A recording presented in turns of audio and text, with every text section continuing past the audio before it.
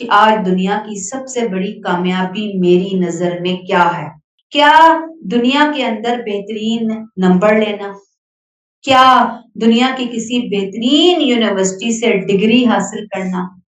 کیا زبردست قسم کی نوکری کا ملنا؟ کیا بزنس کا خوب چمک جانا؟ کیا گھر کا بہترین انداز میں بن جانا؟ کیا اپنی یا اپنے بچوں کی بہترین شادیاں ہو جانا؟ کیا اولادوں کا کامیاب ہو جانا؟ میری نظر میں کیا ہے کامیابی؟ میری نظر میں کامیابی کی اصل ڈیفینیشن تعریف کیا ہے؟ میں کس کو کہتی ہوں کامیابی؟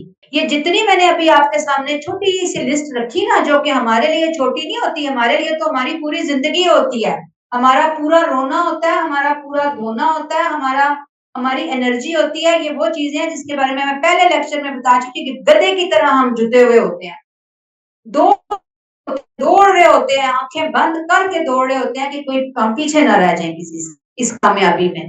تو یہ کامیابیاں بے شک کامیابیاں ہوں گی.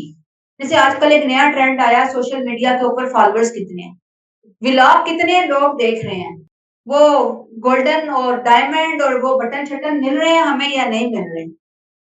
یہ کامیابیاں ہیں، یہ وقتی کامیابیاں، یہ چھوٹی کامیابیاں. ٹھیک ہے ہم دنیا میں رہتے ہیں تو ہمیں ان کامیابیوں کے لیے بھی کوشش کرنے کا ہمارے لیے کوئی منع نہیں ہے کہ ہم نہ کریں.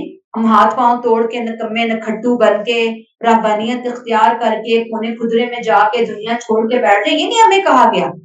نہیں، مومن تو بہت دنیا کے اعتبار سے بہت اچھی طرح جاننے والا ہوتا ہے، دنیا کو برتنے والا ہوتا ہے.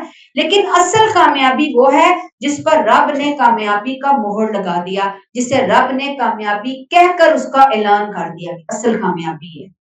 افسوس کی بات یہ ہے کہ دنیا کے امتحان میں، دنیا کے ہر میدان میں ہم کامیابیاں حاصل کرنے کے لیے اپنے جھنڈے گاڑتے چلے جاتے ہیں، لیکن اصل میں اگر اللہ کے ہاں اس کامیابی میں فیل ہو گئے تو دنیا کی ساری کامیابیاں بھی اگر ہم نے حاصل کر لی تو کیا حاصل کیا؟ یہ ہے سوال، یہ ہے قرآن فہمی. یہاں پر رک کر مجھے اور آپ کو اپنی اصلاح کرتے چلے جانا ہے کہ دنیا کی کامیابیوں کے پیچھے اتنا اپنے آپ کو ہلکان اور کھاوا نہ کریں اور اتنا اپنے آپ کو مصروف نہ کر دیں کہ جو اصل کامیابی کے لیے ہمیں محنت کرنی تھی ہم اس کو بھول ہی جائیں. دیکھیں دنیا میں تو آپ کو چیزیں مل بھی گئی تو کتنا ایک ٹائم ہم اس کو یوز کر سکتے ہیں، سوچیں کتنا ٹائم ہم اس کو انجوائے کر سکتے ہیں. ٹائم ہوتا ہے نا، پھر آخر بڑھاپا آتا ہے، موت آتی ہے، چیزیں نکل جاتی ہیں ہاتھ سے، پرانی ہو جاتی ہیں، بچے بڑے ہو جاتے ہیں، وہ اپنی دنیا میں مگن ہو جاتے ہیں، پھر ہم وہیں کے وہیں. اب ہمیں کیا کرنا ہے؟ ہمیں اصل کامیابی کی طرف بھی اپنے دماغ کے جو پورشن ہے نا ان کو ہم نے ڈیوائڈ کرنا ہے.